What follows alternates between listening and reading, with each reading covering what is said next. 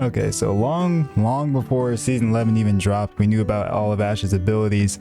There was a lot of leaks leading up to the season, to the point where we knew almost everything we needed to know, except for like what the map actually looked like, and then some things like the stats of the car and things like that. But the main thing being Ash's abilities were leaked, and it led to a lot of comparisons to Wraith based off the fact that she has a portal. And you know, there's also a viral clip of Asu saying that she is going to kill Wraith, which, to be honest, I never really saw it with that. But what do you think? Do you think Ash and Wraith are like really comparable, or do you think she's can be compared to other legends, even if it's just her portal specifically? Let me know what you think in the comments. Go ahead and leave a like on the video as well. Subscribe to the channel, and yeah, subscribe to my streaming channel too. Stream on there Monday, Tuesday, and Thursday at 2 p.m. PST. It's gonna be in the description. Now, before we go on any further, I just want to let you know I'm doing a giveaway for 500 subs on the channel. It's gonna be on my streaming channel actually next Thursday. Let me see what day that is, because I don't know my days at all. You know, I'd be forgetting what day it is and all that. Thursday the 18th, 2 p.m. PST on my streaming channel. Link is going to be in the description. And yeah, it's going to be for $20 of either Apex coins, or if you don't want that, an Amazon gift card. All you got to do is join the Discord, go to the self roles tab, and give yourself the giveaway role. And then everyone in that, I'm just going to, like, there's going to be a list of people. I'm just going to pick a random number, and whatever that number lands on is the person that's going to win. They can decide if they want the Apex coins, and you know, I get like what platform that you play on, and I'll give you the code for that, or just the Amazon gift card, whichever. But yeah, thank you for 500 subs. Giveaway is going to be on next Thursday, like I said. And back to the video.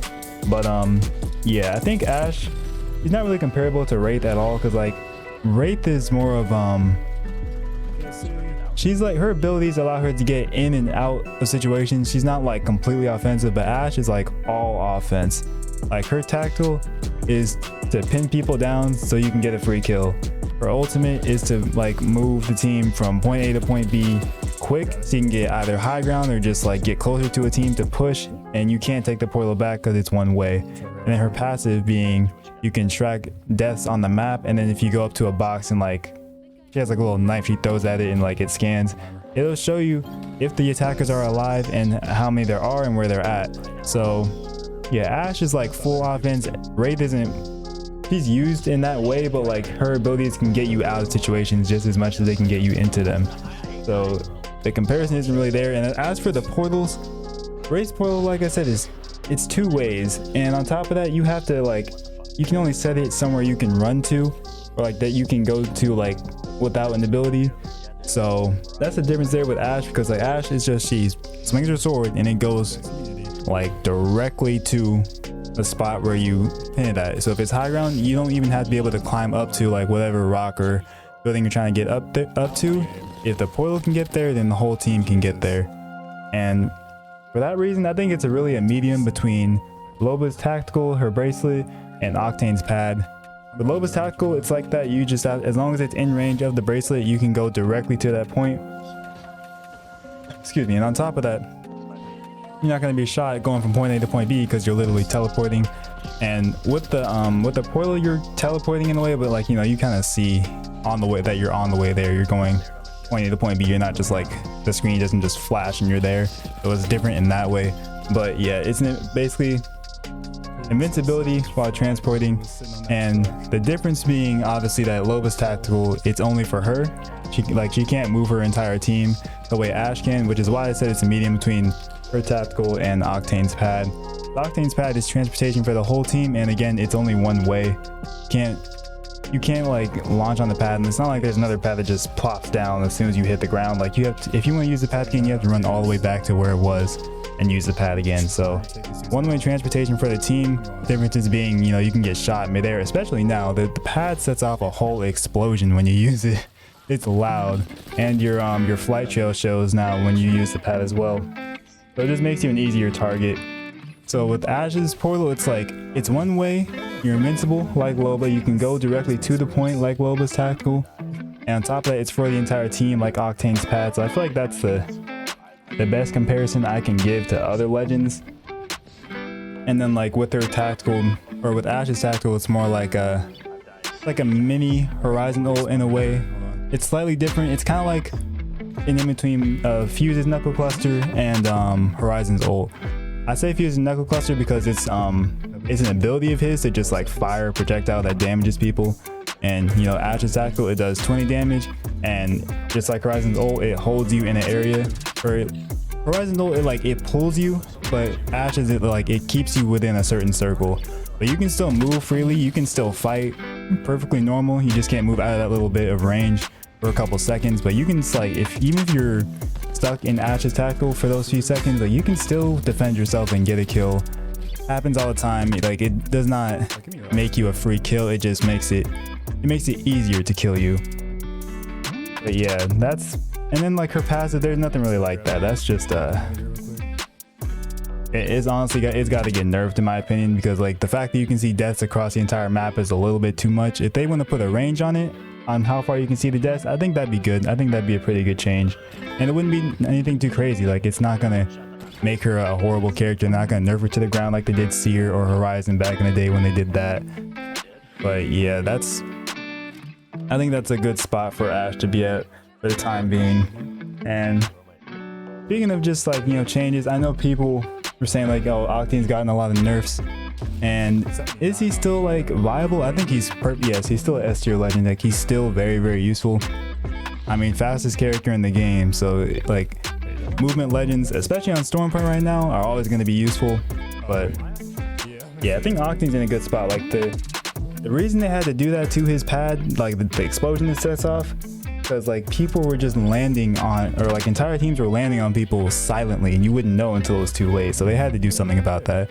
And on top of that, you know, audio bugs, Apex, hand in hand for 11 seasons now. I mean, who knows if we'll ever get those audio bugs fixed. I really hope so. But yeah, overall, even despite all the nerfs, that the pad giving you the range when you're sliding and the height that does when you're standing, that made it so versatile. That's what is going to keep him relevant for a really long time. I know his I think it was his passive regen of health was nerfed a little bit a while ago, and I know they messed with like the stim damage and all that, but he's still really useful. I'm not really worried about Octane being a bad legend. And the only way they can really kill him is if they just do something to his pad again, which I don't think they should. I think it's in a good spot now. If they want to make the pad a little bit quieter with the noise it makes, that'd be fine, because it is really loud. Like, I'm telling you, I hear that thing from so far away like a goddamn gravity cannon.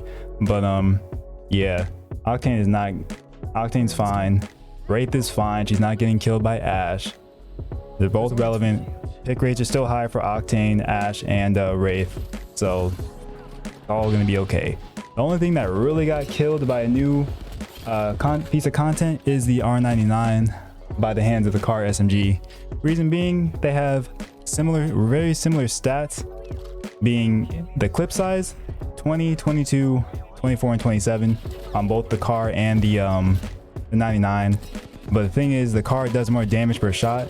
It does have a slightly slower fire rate, but it does more damage per shot, which means with the same amount of bullets in every mag, you're doing like more damage in every clip. And the fire rate is still fast. It's still faster than the Volt. It's not faster than like a burst of 5 Prowler bullets, but like, you know what I mean? Like, it has a high DPS is what I'm trying to say. But yeah, it still has a high DPS. And on top of that, you can switch between heavy and light ammo and use either a light or a heavy mag. So it's become a more convenient version of the R99, and it does have a slightly faster time to kill as well. And on top of that, the only like negative to it is that it has the recoil is harder to control than the R99. Like, I've gotten comfortable using the 99 at like a medium range, and you know, the Volt is obviously the easiest to control out of all the SMGs, so that one's used at medium range as well. So I don't know if the car is capable of it like all the time, but that's just mine. I mean, I think it'll just take some time, take some practice, and I think the car people will get used to the car, kind of like how people got used to the flatline. The flatline really wasn't used like that up until it got its buff, I think like in season 4, I want to say, when it got it like its battle pass skin. Like, once people like really started putting time into it, it became just a consistent gun that you saw all the time because it's that strong. I think the same thing's gonna happen with the car. I think the Volt is still the best SMG in the game because of the recoil and like how at what ranges you can use that thing consistently. But the car is still gonna be relevant. The 99 is still gonna be relevant. When I say kill, I just mean like replace, as in like it's not gonna be as popular to be picked up. but it's still gonna be relevant because it still has a fast time to kill, and it's, you know, a high fire rate and all that, and it's always gonna be viable close range. But yeah, the car is just kind of taking a 99 spot as like primary SMG I would use personally. But let me know what you think about SMGs right now. And then obviously, you know, the alternators in the care pack, it's the best one, but you know, it's care pack, it's supposed to be. But out of the 4 ground loot, which one do you think is the best right now? The Volt, Prowler, Car, or the 99? And yeah, that's all I gotta say. Go ahead, leave a like on the video, subscribe to the channel. We just passed 500 subs. We got a giveaway going on in the Discord. Go ahead and join the Discord, link in the description, and go to the self rolls, and there's a giveaway roll there. It's going to be next Thursday on stream on my streaming channel. And with all that said, I will see you in the next video. Peace.